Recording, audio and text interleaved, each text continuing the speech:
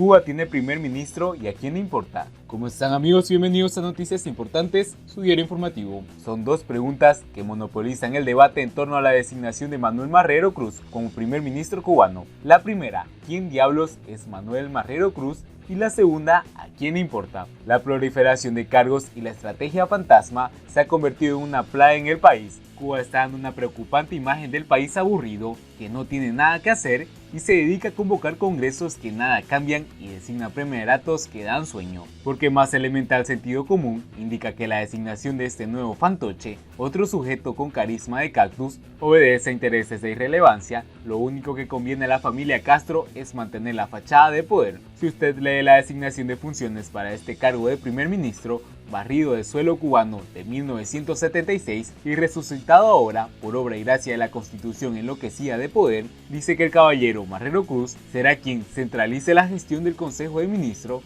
y la persona con el cual el presidente de la República despachará acerca de las actividades de la Administración Central del Estado. No se me ocurre una función más irrelevante en cualquier administración de un país que un primer ministro que coordina con el presidente, que no manda en las acciones que otro designa. Que nadie se olvide que Raúl Castro sigue siendo el primer secretario del Partido Comunista de Cuba, órgano todopoderoso, y como supimos por ciertas intervenciones en la previa del 24, un poder que gravita incluso por encima de la Constitución. Es agobiante la absoluta falta de sentido común, la desconexión que tienen los tracatanes cubanos con la urgencia real del pueblo que mal dirigen. Resucitar la figura de un primer ministro en tiempos de hambruna, de escasez de agua, hasta en zonas más urbanas, tiempos donde faltan las medicinas, los condones y la esperanza, a eso le llamo yo una nomenclatura entera filosofando sobre los marañones de la estancia. La Asamblea Nacional escuchó la sugerencia oracular de Miguel Díaz-Canel, que a su vez trasladó con su garganta fónica la orden recibida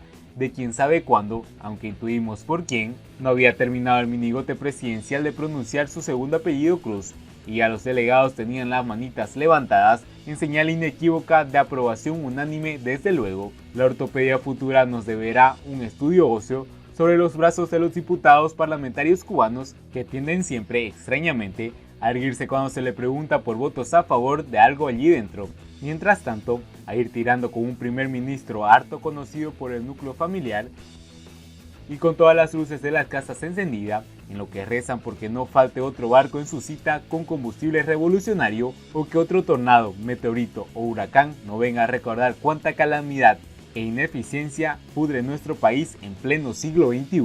4 décadas después de que se eliminó la figura del primer ministro en Cuba, el sábado la Asamblea Nacional de la isla designó a Manuel Marrero Cruz para ocupar la posición. El hasta ahora ministro de Turismo fue propuesto por el presidente Miguel Díaz-Canel y ratificado por unanimidad por los diputados. La última vez que Cuba tuvo primer ministro era el año 1976, posición ocupada por Fidel Castro. Desde entonces se convirtió en el presidente del Consejo de Ministros hasta su retiro. Marrero, de 56 años y arquitecto de profesión, está al frente del turismo desde que fue designado en 2004 por Fidel Castro, lo que lo hacía el ministro con más tiempo en la cartera gubernamental. El presidente Miguel Díaz-Canel destacó la honestidad, capacidad de trabajo y fidelidad al Partido Comunista y a la Revolución, además de que cuenta con una rica experiencia en negociaciones con contrapartes extranjeras. Según el mandatario, el elegido por presidente fue sorpresivo para muchos, pues no figuraba entre los favoritos a ocupar el puesto, entre ellos Roberto Morales, ministro de Salud, Inés María Chapman, diputada e integrante del Consejo de Ministros. ¿Cuál es su rol? La nueva Constitución cubana indica que el cargo de primer ministro tiene un periodo de 5 años en lo que se convierte en jefe de gobierno del país. El artículo 142 dice que el primer ministro es responsable ante la Asamblea Nacional del Poder Popular y ante el presidente de la República, a los cuales rinde cuenta e informa de su gestión. Se espera que el primer ministro sea responsable de las operaciones diarias del gobierno, en teoría, liberando algunas responsabilidades del actualmente presidente. Sin embargo, los críticos dicen que cualquier cambio en este tipo en el gobierno es puramente cosmético, ya que el Partido Comunista de Cuba y los militares siguen siendo realmente las únicas dos instituciones que toman decisiones en la isla. A diferencia de otros países, en la que los primeros ministros frecuentemente desempeñan roles políticos centrales, el nuevo cargo implica una supervisión diaria del Consejo de Ministros y la implementación de políticas del país. William Leo Grande, profesor y experto en el tema de Cuba, señala que este cargo de Cuba es diferente al sistema multipartidista. Es una división de responsabilidades en Cuba en lugar de una división de autoridad, señaló la agencia Reuters. Bajo la administración de 16 años de turismo, Marrero fue artífice del gran aumento del número de visitas en la isla, señala Grant. De ahí que fue elogiado por Díaz-Canel por su manejo de las relaciones con los inversores extranjeros. El año pasado, la isla recibió más de 4 millones de turistas extranjeros, según las cifras oficiales. El diario estatal Granma señala que Marrero es un político surgido desde la base del turismo del país, una de las principales fuentes de divisas. Marrero inició en el sector de las provincias de Holguín, sureste, y luego pasó diferentes cargos en la dirección de hoteles de las provincias orientales y en el Varadero. En 2000 se convirtió en el presidente del Grupo de Turismo Gaviota, una de las principales empresas turísticas del Grupo de la Administración Empresarial GAESA, dirigido por la cúpula militar cubana. Los hoteles de Gaviota están en una lista de entidades sancionadas por Estados Unidos tras el recrudecimiento del embargo comercial impulsado por el gobierno de Donald Trump. En 2004 fue designado al frente del Ministerio de Turismo por Fidel Castro. El régimen cubano prevé un 1% de crecimiento económico para 2020. En un informe ante la Asamblea Nacional, Gil informó que las exportaciones aumentarán 3,7% el próximo año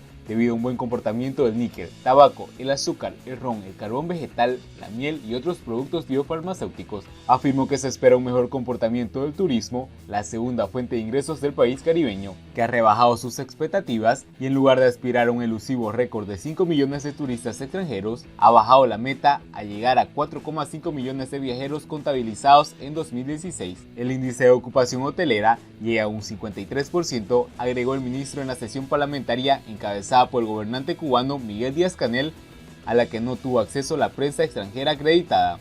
Gil informó que el gobierno ha asegurado el respaldo para más de 40% de las exportaciones para el próximo año, con prioridad en la compra de alimentos y combustible, aunque insistió que en la isla se busca hacer uso de sus recursos para no incrementar la espiral de endeudamiento y asegurar el equilibrio monetario interno. La isla planea consumir en 2020 alrededor de 8 millones de toneladas de combustible. De ellas, aproximadamente 3 millones de toneladas, el 38%, serán producidas localmente destinadas a la generación de electricidad. Dentro de la estrategia gradual de la descentralización de la economía cubana, a partir del próximo año, las empresas estatales tendrán una mayor autonomía en la gestión de divisas y podrán comercializar productos en dólares de la red minorista. Esta es una de las estrategias de La Habana para captar la tan necesitada moneda extranjera y detener el flujo de capitales hacia países terceros a los que los cubanos viajan para comprar mercancías que revenden en su país como electrodomésticos y motos eléctricas. El titular de la economía anunció que el salario mínimo subirá hasta llegar a 989 pesos cubanos, unos $40,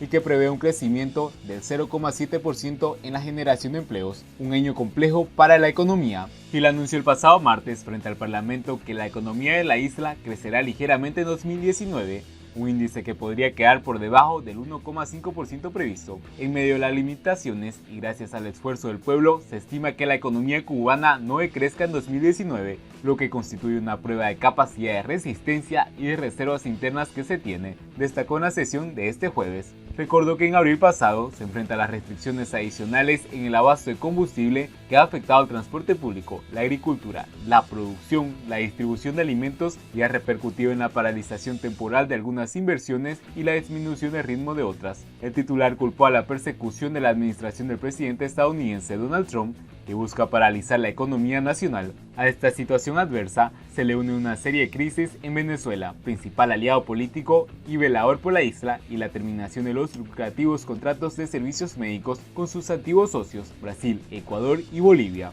No obstante, Gil aclaró que en 2019 aumentó el índice de empleo con 32.500 nuevos ocupados, en su mayoría en el creciente sector privado, que ya suma más de medio millón de trabajadores autónomos y agrupa el 13% de la fuerza laboral. Siguiendo con las noticias, decenas de cubanos quedan varados en Miami por cancelación de vuelo charter. La compañía Superior Air suspendió los vuelos sin aviso previo a los viajeros ni a las agencias de viaje que compraron las capacidades. Decenas de cubanos quedaron varados este fin de semana en el Aeropuerto Internacional de Miami, luego de que la compañía de vuelos charter Superior Air cancelara las frecuencias programadas para la isla. Según el reporte, la compañía suspendió los vuelos sin aviso previo a los viajeros ni a alguna agencia de viaje que compraron las capacidades. Yuleika Pérez, de la agencia Tocororo, señaló que la situación obligó a numerosos clientes cubanos a comprar pasajes en aerolíneas regulares como America Airlines a precios superiores a los $800. Por su parte, Catherine del Castillo, representante de Isla Azul Travel,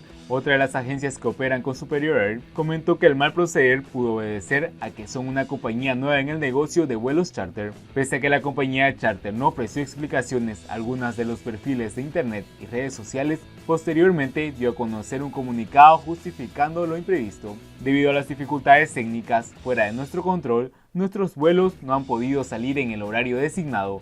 Esto ha sucedido anteriormente en la industria de los viajes durante la temporada navideña y nadie debería usarlo para desacreditar nuestra empresa ni crear confusiones de mal gusto, explica la nota emitida por Superior Air. Si el contenido es de tu agrado, por favor no olvides suscribirte, dejarnos un buen like y compartir nuestro contenido. Si tienes alguna sugerencia para mejorar el contenido de nuestro canal, por favor escríbenos en la caja de comentarios. Si te gustaría saber acerca de un tema específico, por favor escríbenos en los comentarios. Así termina nuestro diario informativo del día de hoy. Nos vemos en el siguiente informe.